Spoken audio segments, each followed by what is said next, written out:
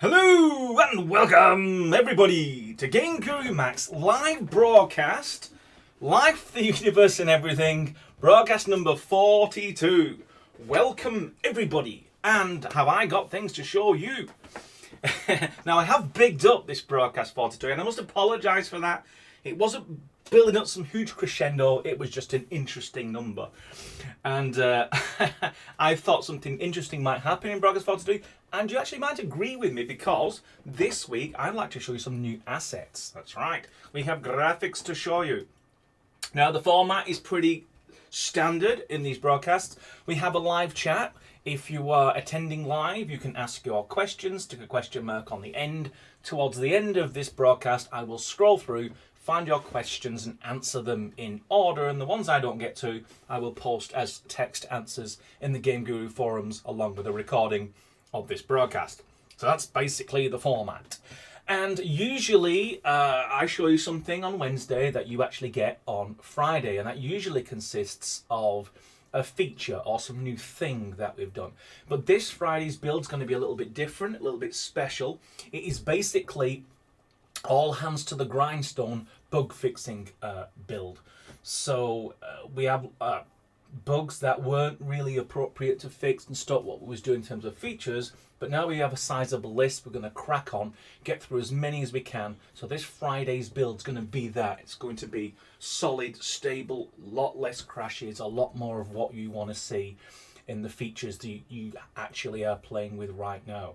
So that's going to be like one half of the Friday build. The other half is the addition of a couple of gigabytes of additional assets. Specifically, it's a jungle themed asset collection that we've added to the build, and we've also added a new character, a new combat character, which I'd like to show you as well. So without further ado, I'm going to charge straight in and show you what I've been getting up to. I should rather say our team. This is a new face that we've got going, and you can see it's got face paint. Just close down Steam. And these are new options that you can actually face paint your soldier character if you choose this head. You may notice it's subtle, but the ears are smaller for this head because there's some headgear in the new character, new combat character, where you don't really want big ears because you're wearing things like balaclavas and what have you. So rather than just talk about it, it'd be better if I could show you. So just launch the software. We've got some new, as you see, it's going to be 0507. There'll be more items in here by Friday as we fix lots of bugs, but there might be some very big bugs that we want to fix, and we'll announce them here in this list. And jump straight in now. I couldn't use the character creator in order to show you the new character, but I've actually built out 3. You'll notice there's some changes to the object library as well. So we have Daniel. So drop in Daniel. We also have this guy, and we've also got SWAT guy here, Dink, which is using a police vest. I'll just zoom in a little bit so you can see. He's got face paint. He's wearing his green camo. This guy's more in the light cream sort of thing. You can see the detail in the helmet. Looks really nice. And you get someone practically a ninja with his police armoured vest and all the bits and bobs. So there's lots more little options that you can toggle with in the character creator, but this is a new character that we've added, and now we're working on the second female combat character because we want to be produce them equally. If we've got 2 male combat, we'll have 2 female combat, and then we'll go on to a different character altogether, and we'll keep those characters coming.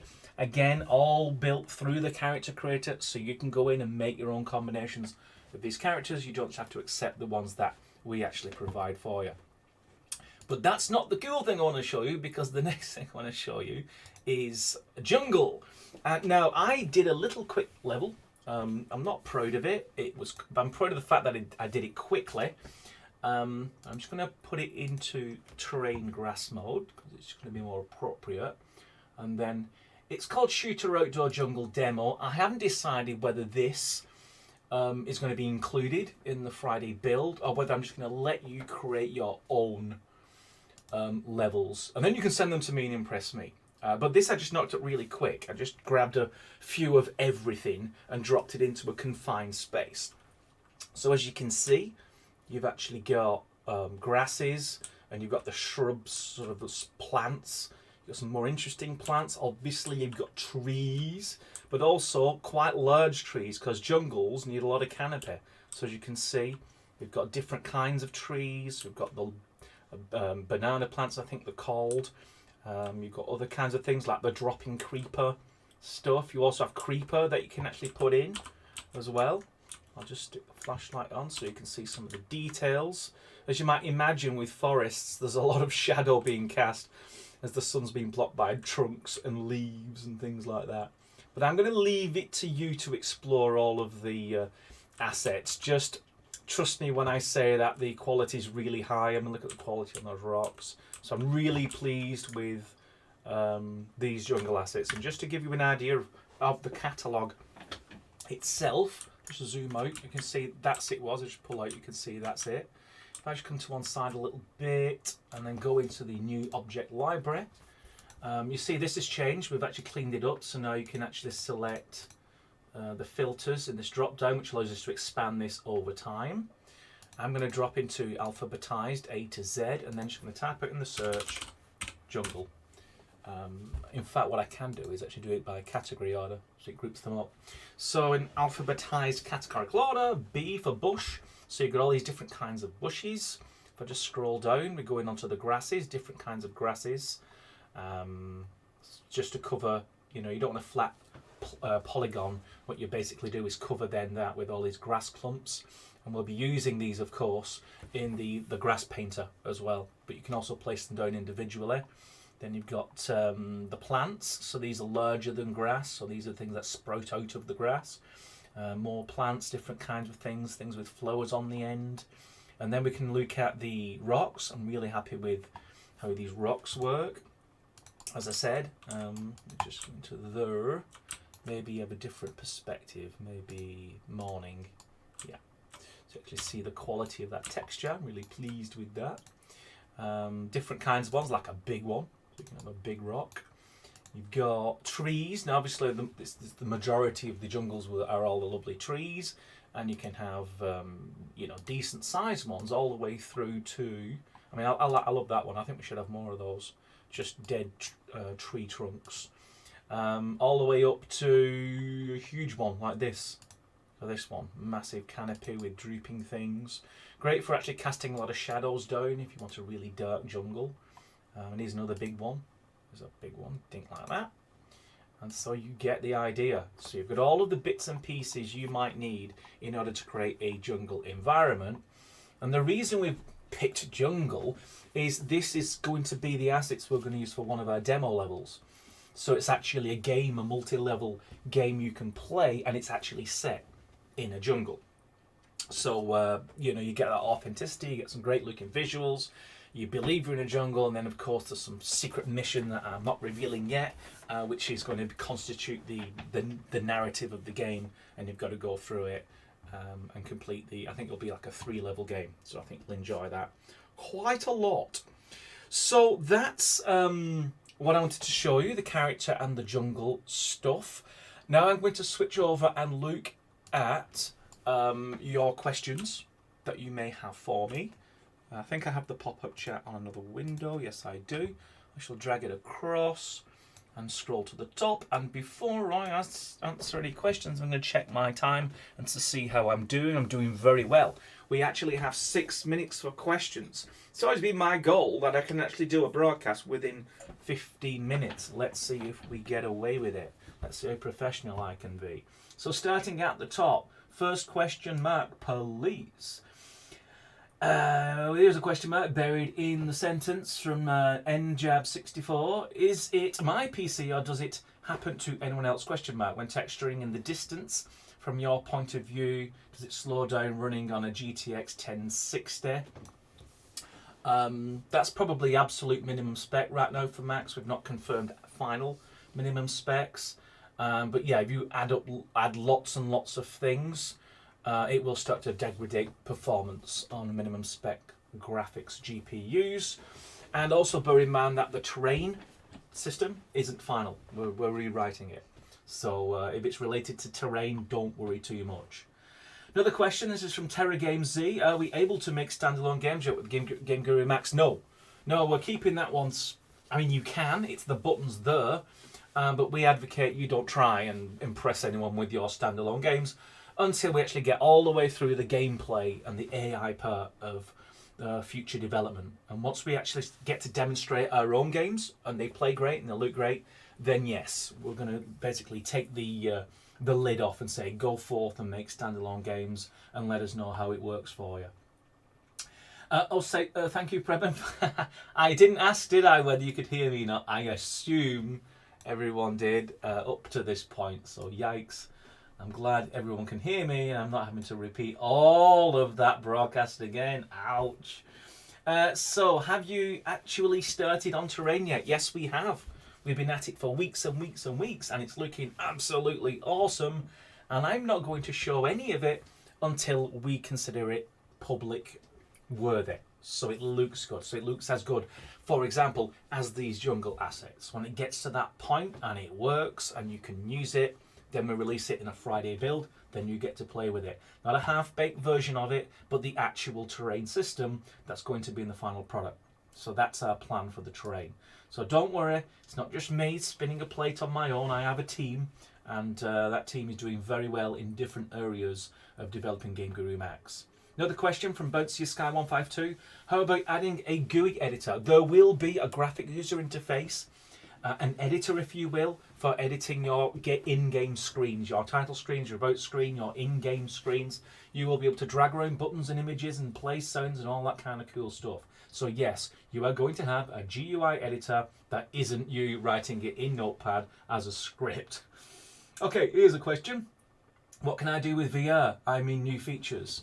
There is no VR at the moment. You can activate a developer mode version of VR, but we're nowhere near finished. But we're not doing an amazing number of things in the VR space. We're going to do basic VR implementation, so you can take your monitor and keyboard version of your game and play it in VR with your VR controller. But we're not going to do like an out-and-out VR-only set of features. It will basically map onto the keyboard and monitor version of the game. We'll do it sensitively, you know, it won't be a weird sort of what used to be called an old school VR port. It will actually feel like that VR experience and have the movement systems that you would want in VR. And we'll actually make some changes so you get a better VR experience, but we're not adding VR only and VR specific features. So don't be looking out for that, at least not for version 1. Here's another question from Bouncy Sky 152. Will you be able to change the difficulty of the AI? Yes. I'll be able to reveal that when we get onto the gameplay. But right at the top, there will be a global setting for difficulty. So there will still be difficulty curves within the subtleties of the gameplay logic. But if you just wanted to make the whole game across all your levels a bit easier or a bit harder, you'll have a global setting for that. I believe that is important if you just wanted to sort of go through your game really easily and then set it for when you want to release it and get it just right. Difficulty curves is perhaps one of the hardest things to get right, and the only way you really know it is by testing the game and the levels you've created. Here's a question from Super Confidential Man. How far along is the RPG genre stuff and puzzles?